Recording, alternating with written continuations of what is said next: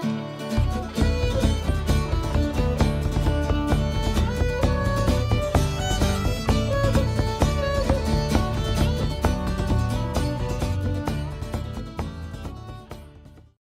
everybody. Welcome back to Treasured Tidbits. I'm so sorry we've been gone away for a little while, but mostly because, well, we had quite a busy holiday season with the band, and then also, the holiday. But also, the band. My laptop died, which is not ideal for a work-at-home writer. Not good burial, though. Not ideal. Well, it's sitting over there. I didn't actually bury it. At any case, so I am using my Kindle, which is perhaps not the best way to film. Wait, that these. Is perfect. What are you doing? Okay, we're having fun with the Kindle now. Apparently, we're gonna just cover number one. Randy all together. So, anyways, I'm really glad you're here. With me today, as always, is my husband Dave. Fishman. And Fishman, that's him. Our good friend Randy, also the lead singer of Made in Ireland. We're apparently not going to have live music today because I didn't prepare them for this. And we have such a small screen. It'd be and Randy and I challenging. need a large screen. And then right over here is Randy's lovely wife, Kara. As far away from me as she can get. The screen is not large enough for us to fit all four of us on the screen, so this is going to be fun. I'm fat. In case you were wondering. All right. So today, just in case you don't know who I am, I'm Catherine Hemmerling, and that's my pen name. I'm actually Catherine Hemmerling Hammonds because I married this lovely man. Show them the loveliness. There you go. Yeah, that's not the man I married. Yeah, it is. Talking about him. No. Right there. No, he's married to you. All right. So I write historical romances with a bit of mystery, and it's a series, but they can all be read as standalone, and they're all based on an actual historic event that happened in London in the year 1814. I don't know these men. Today, we are going to be doing an excerpt from Romancing His English Rose. It is our second time doing an excerpt from this book. And, yeah, next time you guys sit way back over there. In any case, this particular scene involves a Dr. Matthew Orfila, who actually existed, and he did write the treaty that we're going to be talking about on here, the treatise, about how he's the man that determined how to detect poisons and other types of toxins in a body after death. So he's kind of the first CSI guy, and he's French. So we are going to see how well Randy can do a French accent. Not well. Yeah. This is Hint, great. not very well. He is the French guy from now on. I will not even attempt an English accent, but my husband will, which is great. Yes. So I hope you guys are strapped in for a little bit of fun, because this is going to go crazy, I'm pretty sure. And so let's not... Can we get a yes and a we? We. Yes. Yeah. All right. Here we go. So we're going to get this started. God help us all. The party. Damn visitors getting in the way of my work. And we have ad-libs already. May I help you? Yes. We have an appointment to see Dr. Matthew Orfila. Orfila, you say?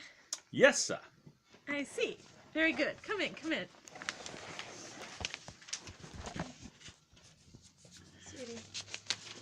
Yeah, it'll take just 1 second. I gotta turn the page. All right.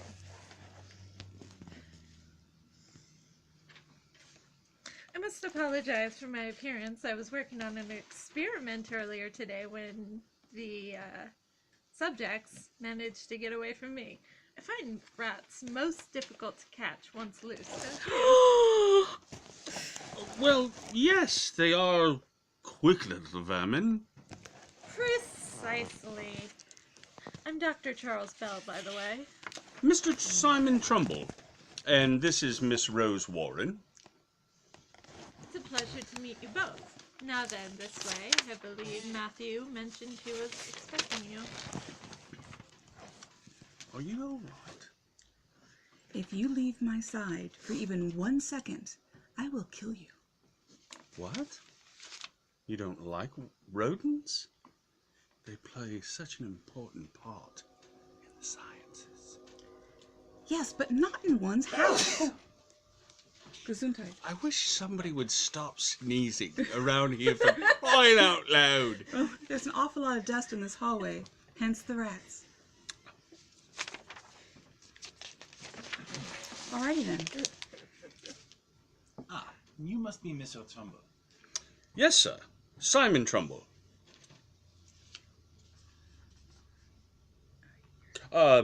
Dr. Orfila, may I please introduce you to my fiancée, Miss Rose Warren?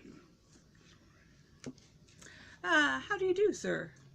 Very well, thank you. It is lovely to meet you. You're freaking weird. The pleasure is all mine. I am a great fan of your work. Really? I was not aware my work was so readily available anymore. My father is a great collector of scientific works, and he procured a copy of your Traité des Beaux-Arts. I must admit, I found your conclusions very intriguing. Your father is a man of science too? No. I wouldn't necessarily say that. Why then does your father collect such works? Well, my father enjoys reading books, but he doesn't have much time to do so. However, he fully supports my interest in the subject. Therefore, I have taken advantage of his collection myself. I am quite well read on many areas of science, including, though not limited to, biology, chemistry, and human physiology. Well, now, that is just splendid. It is an honor to meet such an unusual supporter of the sciences. Alrighty. Thank you, Dr. Orfila. As I said, the honor is all mine. I gathered from your notes that you are in need of my help. Yes, sir, we are. To be honest, Doctor, I am not sure how to say this. Clearly. I find that being straightforward is always best. In that case, Rose and I are doing it. No, I'm just kidding. Rose and I are here because we believe my cousin was, well, poisoned. They do it, but later in the book. Spoiler Oh, for the alert. love of God. No, I'm pretty sure it's the love of each other. Good God, I'm bold! I had a feeling it was something like that. So tell me, did your cousin survive the suspected poisoning? No, sir, he did not.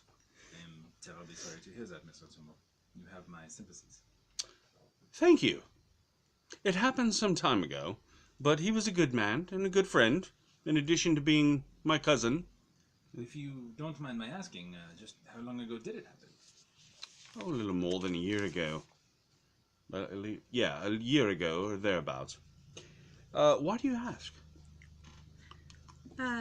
Is something wrong, Doctor? Well, yes. Poisons are extremely difficult to detect in human tissue, so as you may have read, I have discovered a way to identify certain types. Unfortunately, many toxins do not remain in the system for very long. Add to that the fact that your cousin has most certainly been interred by now, I don't see much hope of my being able to help you.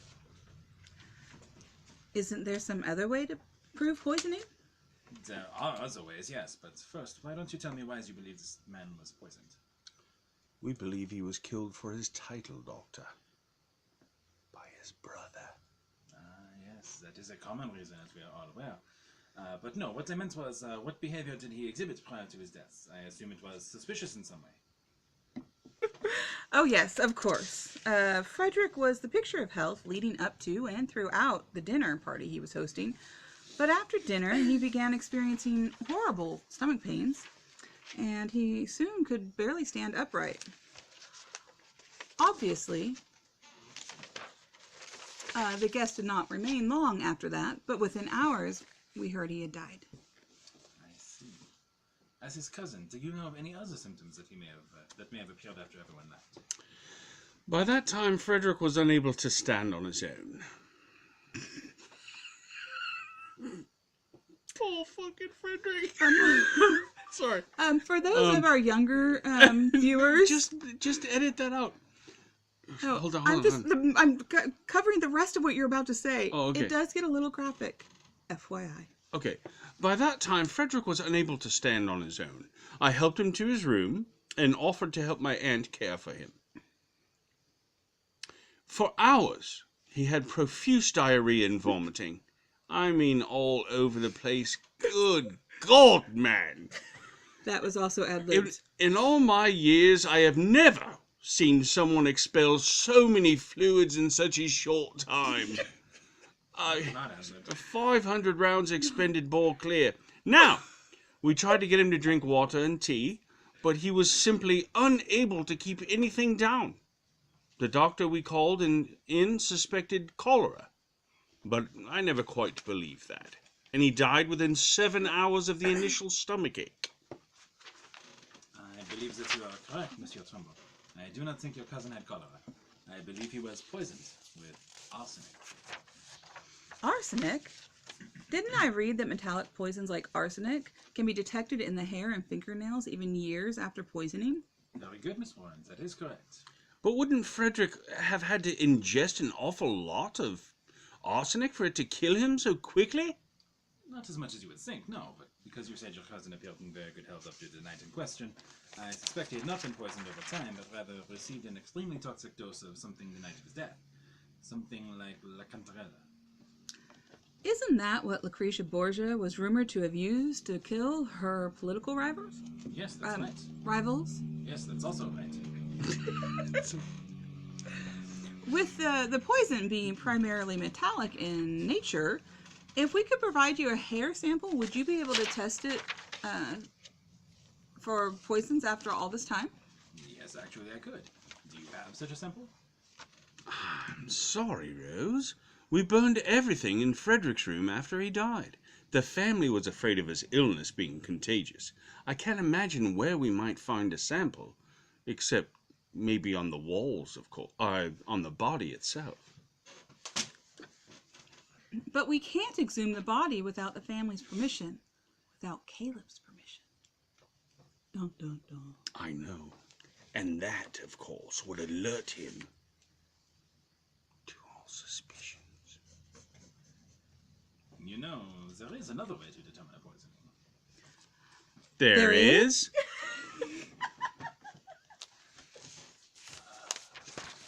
Yes. Not only can I detect poisons in human tissue, but also on surfaces. Of course. If we could find the dish or glass that held the poisonous food. Exactly, Miss Warren. Arsenic is odorless and colorless and can be easily incorporated into food or drink, which is how I suspect your cousin was poisoned. My tests can detect even the smallest amount of residue left behind on any surface. Because I'm cool like that. You are cool.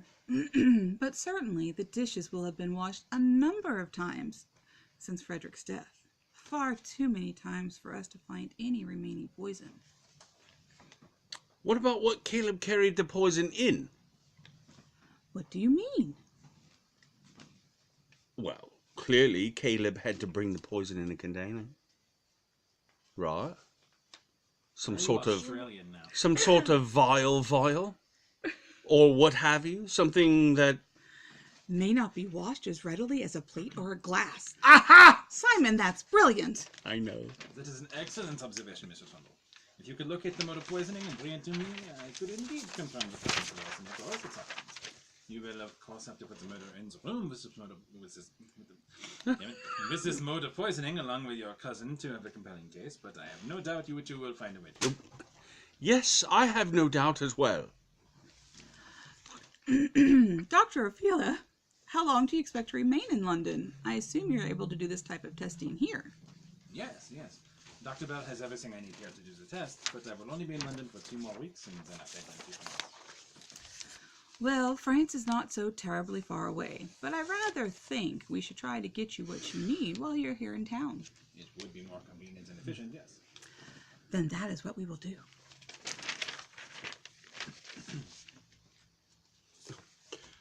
I believe we have completed our business today, then. Thank you very much for your time, Doctor. I'm glad to be of help, Monsieur Tombeau, Miss Warren, and I look forward to hearing from you soon. Aw, thank you. You must forgive me. I always shake the hands of my esteemed colleagues. Oh, thank you again. Shall I see you to the door? All right, so everybody, I want to thank you for hanging in there with us.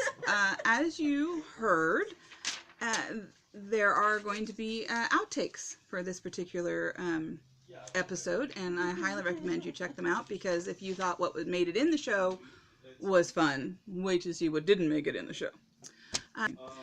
I want to thank Made in Ireland for letting me use their music as the intro and outro of our show.